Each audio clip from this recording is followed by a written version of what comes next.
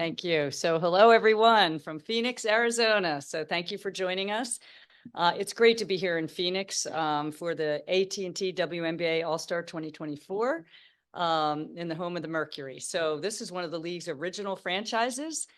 This is the third time the All-Star game has been in Phoenix, but my first here for All-Star, and we're glad to be back here again. I would like to thank the city of Phoenix, Matt Ishbia, Josh Bartlestein, the whole crew here at the Phoenix Mercury.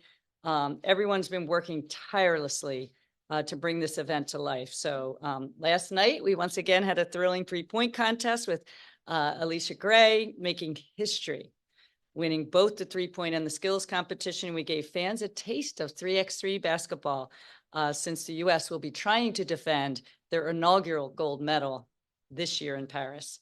The 2024 All-Star Game is a special one with the USA basketball women's national team facing off against the WNBA All-Stars.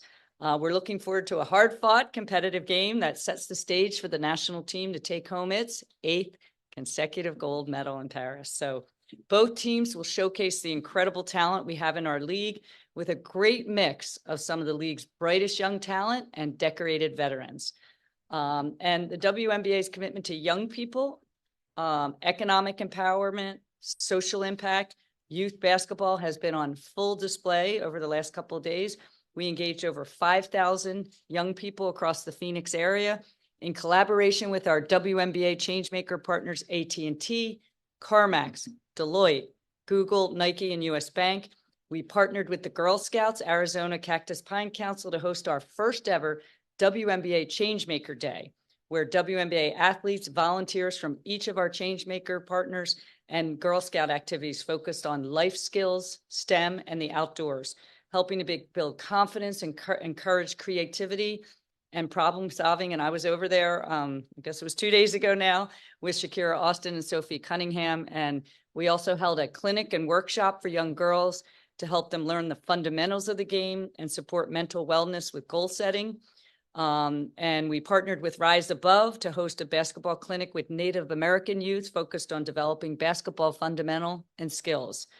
And once again, we held one of my favorite events, a Basketball Without Borders Global Girls Camp, where nearly 40 of the top high school age prospects from 24 countries outside the US traveled here to Phoenix. So these engagements are a local demonstration of the impact of our players, teams, and the league. Not only are the WNBA players the best basketball players in the world, but they also serve as role models, community ambassadors. You've heard me say this many times, symbols of empowerment for people everywhere. And we know girls who play competitive youth sports are more likely to ascend to leadership positions in their careers later in life. Fans, I'm so grateful to the fans here. It's been great. They have had a top-notch experience this week in Phoenix.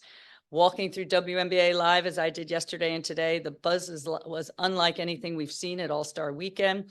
We had a record 24 partners on hand to celebrate. Fans partaked in activations like US Bank's Nothing But Net Worth. I love that pun, having come from the financial world, which educated people on the right financial moves to reach their goals. We had new partners there. La Crema treated fans to wine tasting. There was a pretty long line at that earlier today. And really fun player appearances. So many of our star players over there, and AT&T, Nike, Starry, to name a few others, with just great activations. And I did try my hand in a three-point competition yesterday with my daughter, so it was all in good fun. And this weekend is the culmination of a historic first half of the season. When I stood in front of you at this time last year, I knew we were poised for big things. We were preparing ourselves for big things. But, just so thrilled with what we've been able to accomplish over the last year. This influx of interest, leading our league in sustainable growth, continue to chart this new path for women's professional sports. But, all that said, to open the season, we have seen our highest attendance in 26 years, repeatedly set viewership records. A lot of our teams are up triple digits in attendance, and we have 16 WNBA games this year that have averaged at least 1 million viewers, the most in any WNBA season in league history, and we're only a little over halfway through the season. Our app active users, we need those young digital native viewers, Our app active users are up 530%. Our DTC League Pass product is up 360% in subscriptions. So again, couldn't be more pleased with the progress that's being made. And one metric I think is particularly telling is all-star voting, which compared to 2023 was up over 600%. Our fan growth is not just an increase in viewership, but is truly indicative of fan engagement. Our fans are engaged. They care a lot about what's going on with our players in the league. So merch sales just here at WNBA Live, I just got a report before I walked in the room, have already set an all-time record for all-star merchandise sales. So many are calling us a growth stock. We've welcomed a number of new partners recently in the past year, including La Crema, Opil, Peloton, Skims. Just this week, we welcomed DraftKings as an official sports betting and daily fantasy partner, Bumble as the league's first ever official dating app, and New Balance as an official partner. So, and as all of you know, I know you're always very anxious about expansion. The Golden State Valkyries announced their brand, became the league's 13th franchise to start up next year. And in May, we awarded Toronto the 14th franchise, marking the WNBA's first international expansion. So as potential ownership groups clamor for a piece of the W, we expect to have more news on the front in the coming months on expansion. And the goal remains what I said at draft, to have 16 teams by no later than 2028. So importantly, we're using this growth to power initiatives that are improving the player experience. Notably, as a lot of you know, earlier in the early weeks of the season, we expanded our partnership with Delta to implement full charter flights for all 12 teams for every regular season and playoff game. And so we're grateful to Delta's support in this transformative step and look forward to growing our partnership in the future. And as we bring on new fans and new partners, I met with a lot of brands while I've been here the last few days. We continue to look at a transformed economic model, creating essentially a new paradigm for women's sports. So looking ahead, we're really excited for the players representing the U.S., take home the gold in Paris, and for the season to resume. We will also be cheering on, though. We have many other players representing their national teams in the Olympics. So when we come back in mid-August, I anticipate a very fast and furious run to the playoffs. And as always, a really hyper-competitive, entertaining postseason. So I know there's a lot of interest in our media rights deals. It's still an ongoing process, so I can't get into any specifics on those deals today, but once they are finalized, I'll be happy to discuss them in more detail. That said, I haven't been shy in saying we've been preparing for this moment for many years, saying how important media deals are to the growth and the future of this league, and these deals will be historic and a significant step forward. So with that, thank you all again for your coverage and support. We couldn't be where we are without you. I'm looking at this room from the first time I stood in this room in 2019 when I just had joined the league 4 days in and came to my first All-Star, and especially this season so far. Thank you again for all your support and coverage. So with that, I'm happy to answer any questions. Thank you, Cathy. And we have a number of questions lined up. We're going to begin to your left in the second row, Kareem. Hey, Cathy, Kareem Copeland, Washington Post.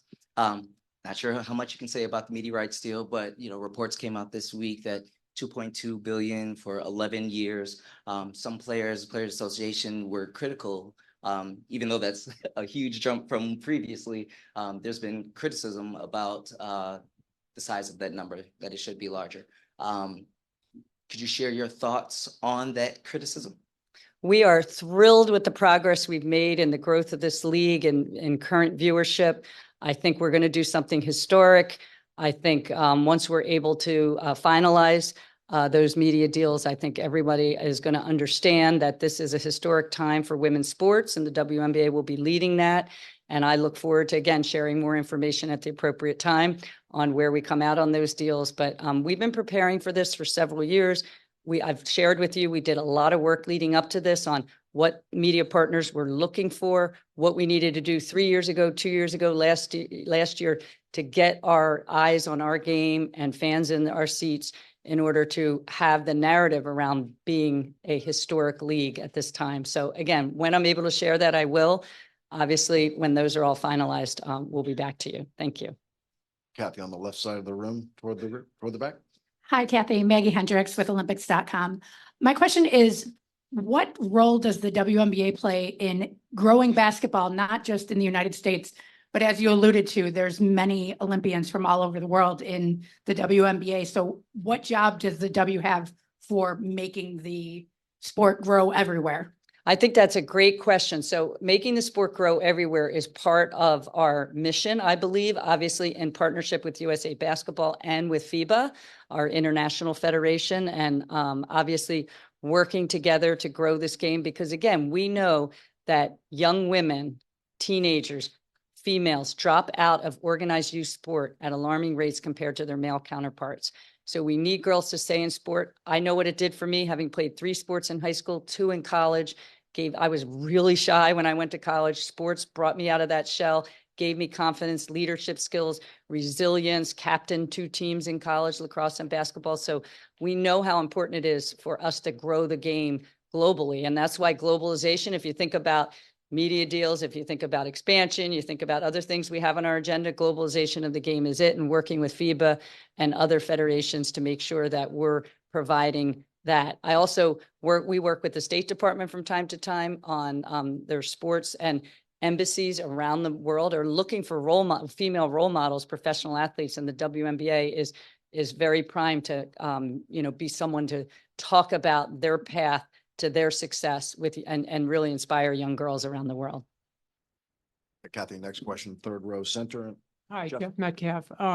Could you discuss where the Valkyries are at right now as far as their progress goes going forward for 2025? And then also just how, waiting till now for expansion may be paying off just because of the historic growth that you're talking about? Yeah, so the Golden State Valkyries, who announced their brand a couple months ago, love it. They are doing great with, and I think they've talked about their season ticket holder deposit base. They've obviously hired people. As I always say, to grow a business, you have to hire great human capital, great people. So they've hired a GM, they've hired a team president and others. So they're filling out their team.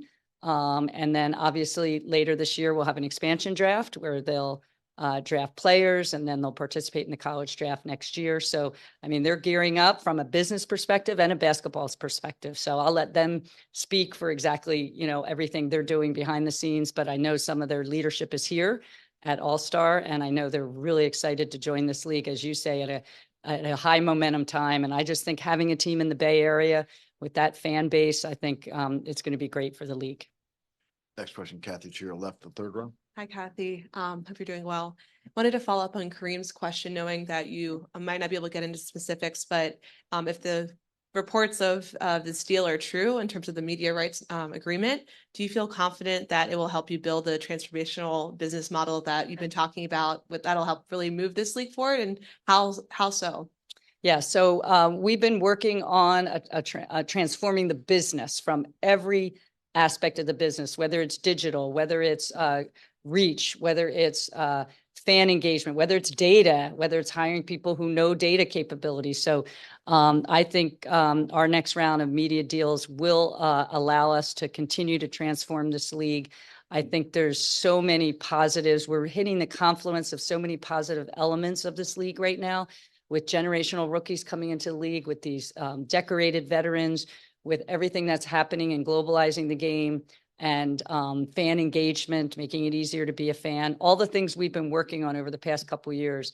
And in order to capitalize on that momentum, I think we know that one way to do that is to drive revenue through media rights, which funds a lot of things on the men's side. So that's why this is an important moment for us, and a historic one that we'll be able to obviously talk more about once we finalize those deals. So really excited about that. I can't be more pleased with the moment we're faced with. And it's not just this class of rookies. Look what we're seeing next year and the year after and the year after. I mean, from what we can see in college, 3 years of great draft classes coming in.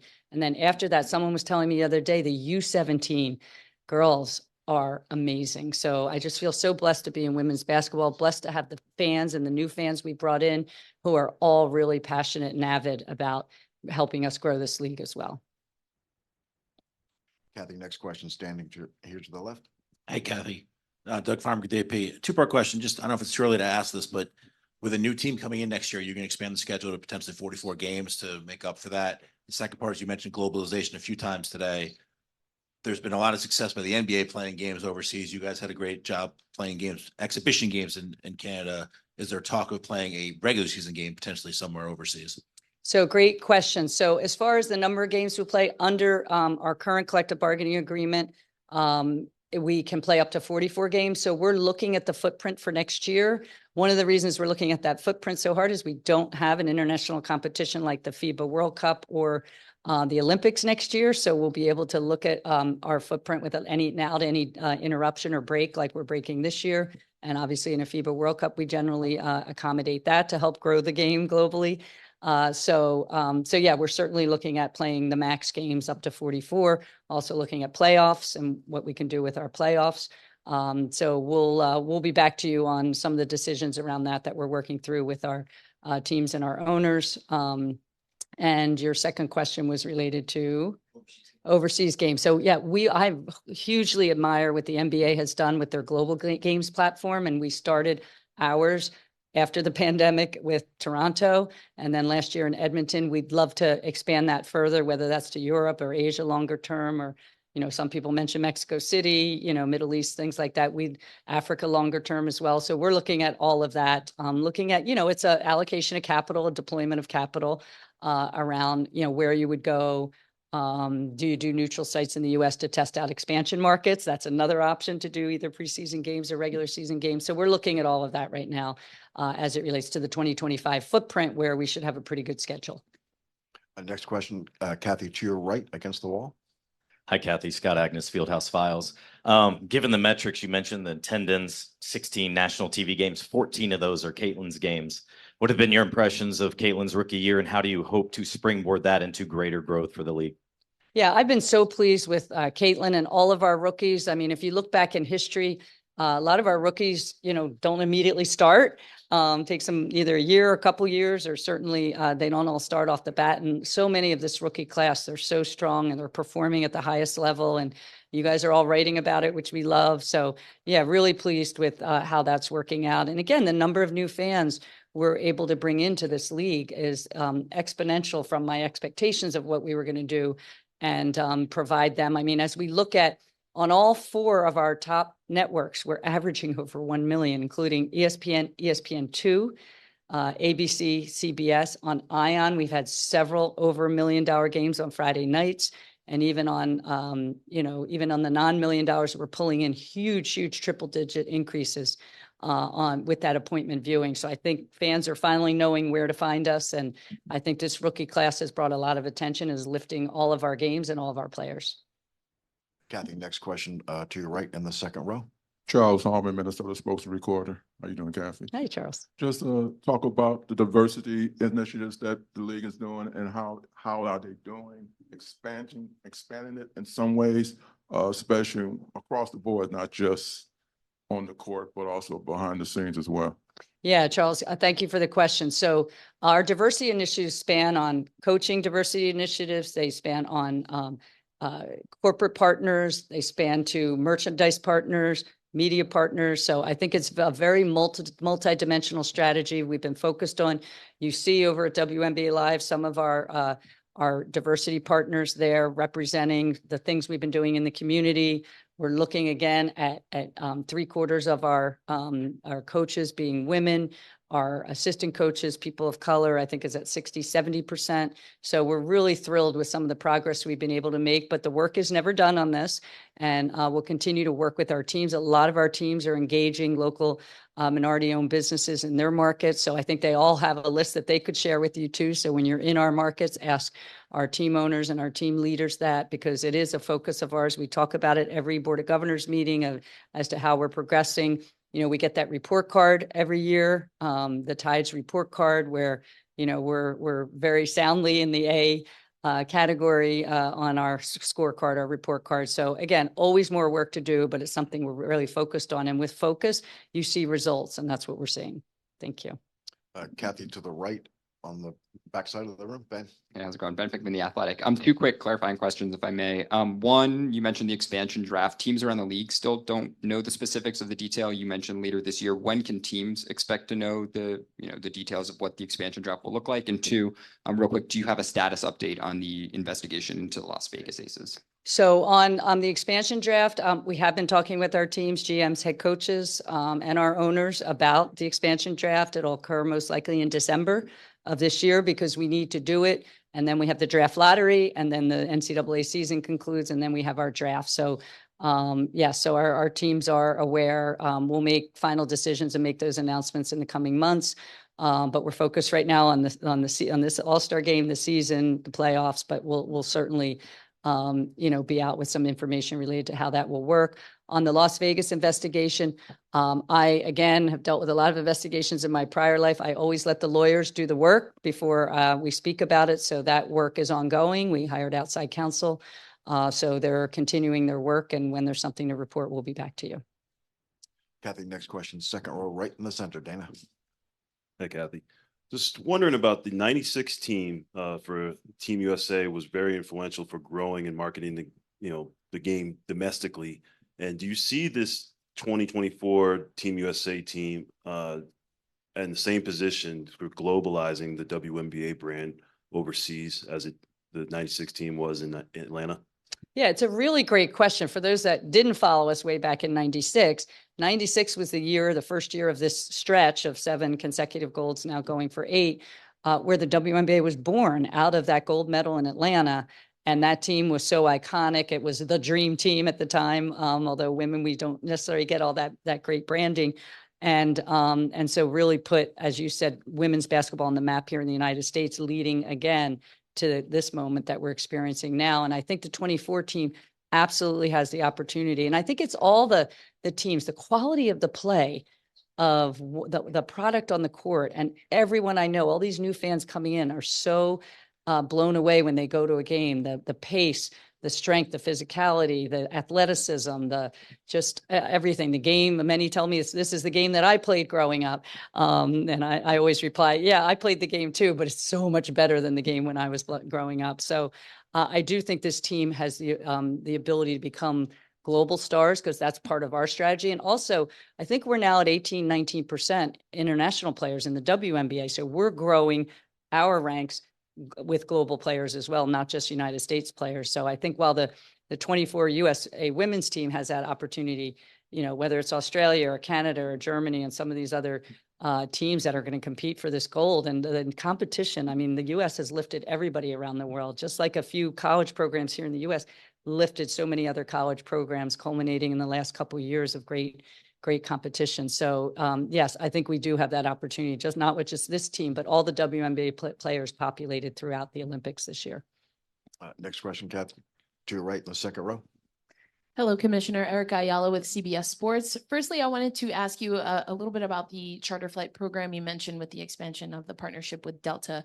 Now, with respect to that, can you walk us through what, if any, amendments to the collective bargaining agreement had to be made, since travel has usually been something done through the CBA? And then also with respect to the CBA, now that charter flights are a part of the program, where would you say that salaries and or expansion of the roster size is in the priorities of the WNBA, given those are other things that have been talked about in the past? All right, we'll come back to the second question. Charter is really important with the footprint we had this year. You saw how many games our players were playing the first part of the season.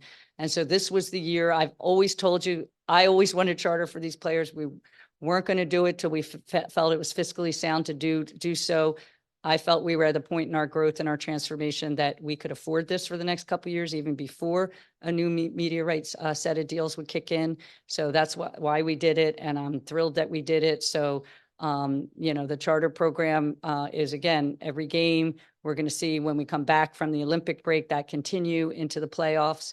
And so obviously we did not amend the collective bargaining. We just did it as a benefit to the players, to pay back to the players. some of the growth we're experiencing and the ability now to afford to do something like that. We weren't in a position, certainly coming off the pandemic, where we were just barely surviving. I felt we were in a thriving position now, and we had the financial wherewithal to do it. And so that's why we did it, and we didn't need to amend anything. It was just an extra benefit we gave the players. So let's come to your second question on the next round of collective bargaining agreements. So our collective bargaining agreement was an 8-year deal, opt out after 6. That 6th year is the end of next season. So obviously we look forward to working with the players, having done the charter travel, working with the players on what's on their list, obviously working with our owners who we negotiate on behalf of and with as to what's on their list. So we really look forward to capitalizing on the momentum in this league and looking at how we return more to the players in that process. So that's what we'll be doing over the next year or so. We have a chance for just 2 more questions. Kathy, 4th row to your right. Hi, Kathy. Jesse Morrison with the Next. So with the expansion draft, do you have any updates on what the format will be of that? And then going back to the charter flights, some players have said, that the planes are kind of small and stuff like that. Just how has the program in general gone, in your opinion? So again, on the expansion draft, we'll be out with more details. It'll occur most likely in December. We'll hopefully make a show out of it. And, it'll be, again, the details will come out, but, the Valkyries will have the opportunity to select players from current rosters. And then obviously participate the following spring in the college draft. So again, just more details on that. Give us a little more time to further socialize, and we'll be out with that. On the charter program, when you do charter, when you only have our travel size, you don't necessarily do planes that fit 180 people when your travel size is, in the low 20s. So yes, some of the planes are small. I fly on a lot of small planes to a lot of markets where I don't get big planes commercially even. So obviously it's something that we work on, particularly for cross-country flights.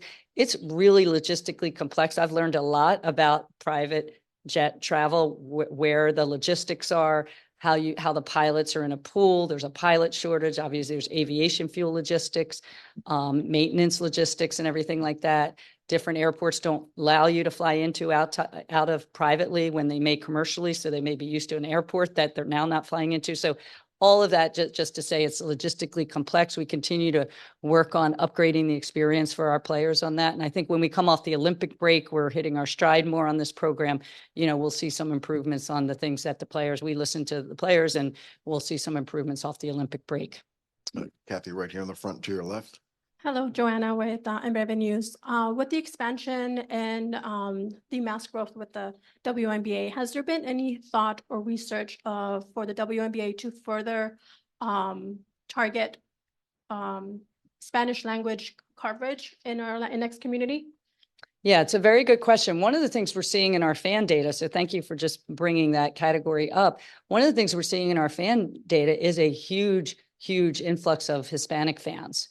And I think that's great. And maybe, some of our players now who have that heritage are drawing more interest. They're getting more reported in Spanish language and things like that. So that's something we definitely have on our list to work on, and make sure that we're bringing the game to our fans culturally, wherever they are, and certainly in the Spanish language. So yes, that's on our list to work further on. So thank you for bringing that up, because I've seen the data now, and I think, it's definitely worth investing there. Kathy, thank you. Oh, thank you. Enjoy the game tonight, everyone. And thank you again. Don't forget about us during this Olympic break. And we look forward to seeing you for the big run to the playoffs back in mid-August. So thanks so much.